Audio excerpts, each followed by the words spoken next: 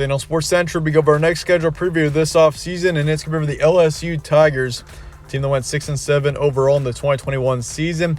Kind of a disappointment of a season for LSU, considering this team only a couple of seasons ago won a national championship, but heading into 2022, things are different. They got a new head coach in Brian Kelly, plus a couple new transfers coming in, and this team definitely looks like they could be a contender next season, but whether or not they will be is what we go over here today. We'll be going over the players this team will be losing, who they'll be returning, and also looking at their schedule for the first time this offseason, starting out with your notable games from last season. And this team, once again, 6-7 overall.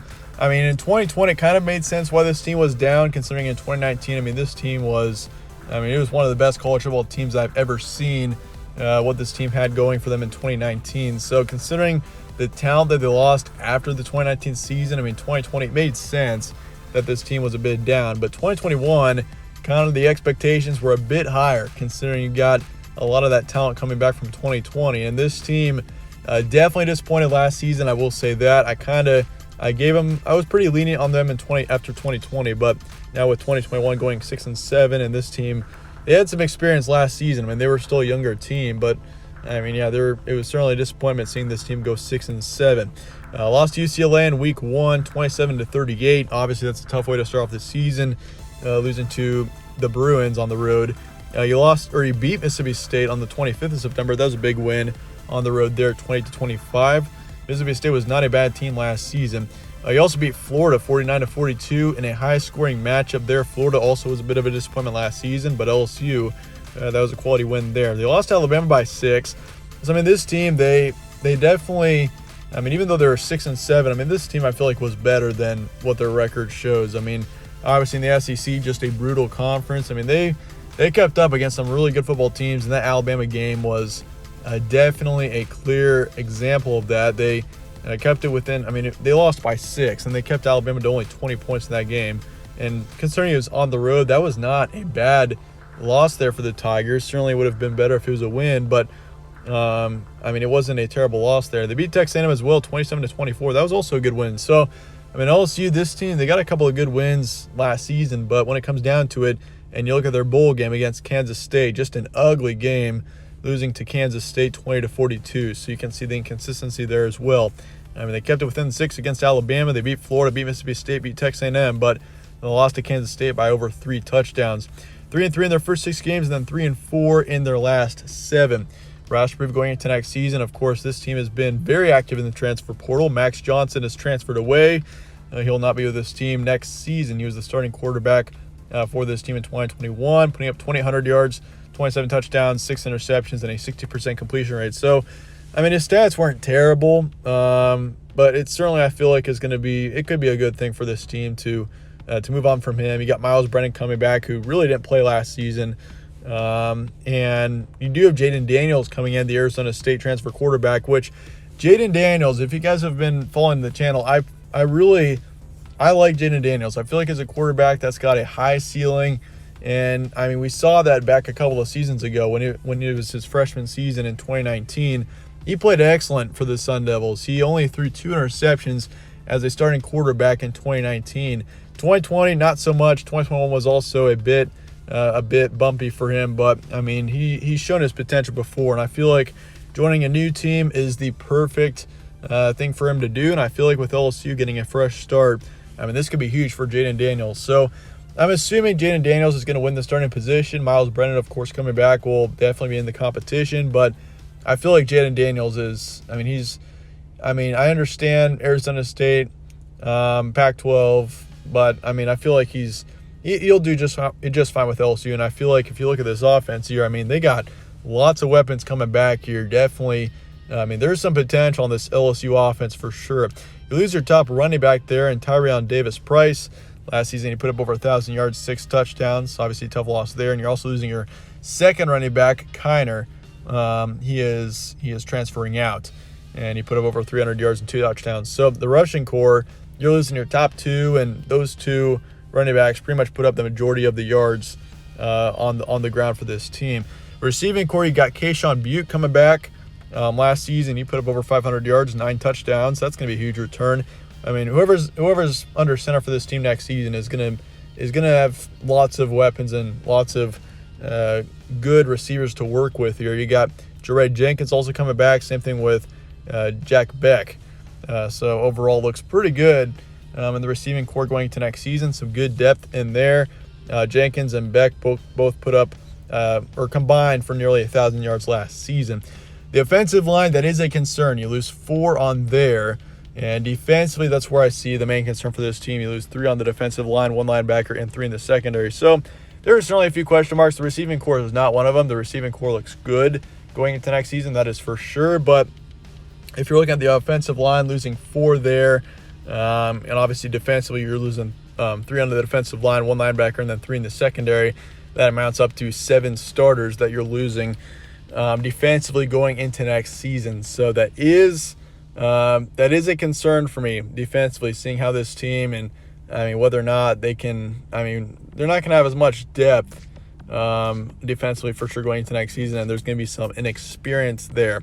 The offense, though, I see some good potential and some upside in this offense. We got the quarterback situation. Jaden Daniels getting a fresh start. Who knows? Jaden Daniels could have a great season. That's definitely not out of the question there. Chances of improvement in 2022, I think, are high for this team. Obviously, there's a lot of changes for this team. Brian Kelly, the new head coach, he's had success with Notre Dame for so long. So I think LSU's in great hands, and certainly this is an interesting team, and definitely a team to keep an eye on going into next season. Transfer portal recruiting going into next season. This team, once again, extremely active in the transfer portal. These are just 8 of your I would say more impactful players that have been involved with LSU in the transfer portal, but there are definitely more than 8. You got Frazier, offensive tackle, coming in from FIU. Obviously, that running back going to Cincinnati. You got Bernard, defensive back, coming in from Oklahoma State. Wingo, defensive lineman, coming in from Missouri. You got Greg Brooks Jr., defensive back from Arkansas. Safety from Arkansas. You got a defensive back who is taken off McLaurin to Arkansas, and then Trey Palmer's going to Nebraska, receiver. So, and those are just 8, once again, of your main players. There's more than that, but this team overall has got some good, some key impact players coming in from the transfer portal. That's going to be a huge positive as well. Recruiting wise, looks great for this team. 12th in the nation, 6th in the SEC. You got 1 5-star and 6 4-stars coming in. So this team looks pretty good. If you're looking at the transfer portal and recruiting, especially the transfer portal, I think is a positive for this team. Lots of potential here.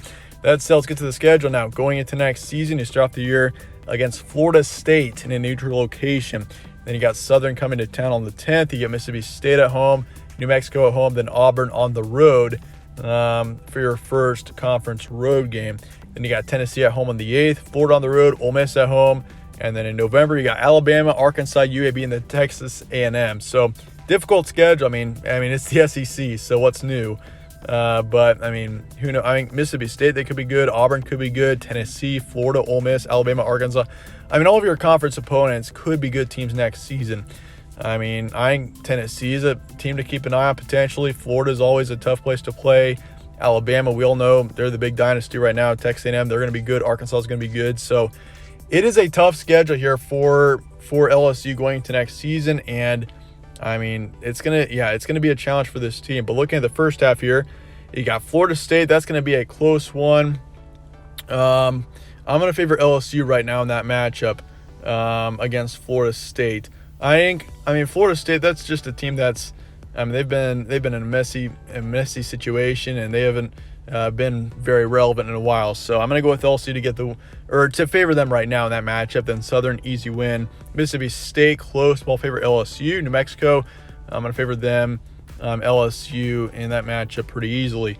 Auburn on the road. This is a tough one here. Auburn is a team that's got definitely, they're an interesting team going into next season. You got Zach Calzada, of course, a transfer quarterback from Texas A&M, who's going in there, and he's a quarterback that I feel like also shows some upside, so they could be good next season. So I'll favor Auburn there, plus being on the road, I'll favor the Tigers in that one for now. Tennessee at home, tough one, but with LSU being at home, I'll probably favor the Tigers in that one right now. Second half of the schedule is brutal to say the least. You got Florida on the road. I'll favor the Gators there. I think Florida's going to be kind of on the same level as LSU going into next season. The floor is pretty low for the Gators, but I feel like the ceiling at the same time, who knows, they could surprise us as well. So I'm gonna favor the Gators in that matchup there. Ole Miss, I'll favor LSU there. It's at home for the Tigers, plus Ole Miss next season. They're losing quite a bit, so I don't expect them to be quite as good. Alabama, Arkansas. I think Arkansas next season is definitely a contender with it being on the road as well. I'll probably favor the Razorbacks. And then Alabama, obviously, huge rivalry game. The Crimson Tide, they'll be good again next season. They're probably my favorite to win the national title, so I'll favor Alabama there. UAB, I'll put that game in yellow just because UAB has been actually a decent team. But I'm definitely favoring LSU in that matchup nonetheless. And then Texas A&M finish out the season on the road. Aggies, I would say Texas A&M is definitely a team to potentially be a national contender next season. They got several key players coming back, and I like how that team looks going into next season. So record projection 6-6 to 10-2 for LSU. The floor is pretty low while the ceiling is fairly high. I think 10-2 is the ceiling, but I think this team. I like where this team is going. I mean, next season it may still be a rebuilding season for this team, but I mean, in a couple of years, this team, I wouldn't be surprised one bit to see them right back to being a big national contender. I mean, I like what they're doing here with Brian Kelly, and it's still a somewhat young team next season, but I mean, this team is definitely going in the right direction. But let me know your thoughts and comments below on this team, and I appreciate you guys watching as always. Stay tuned for more from All Sports Central. Catch you on the next one.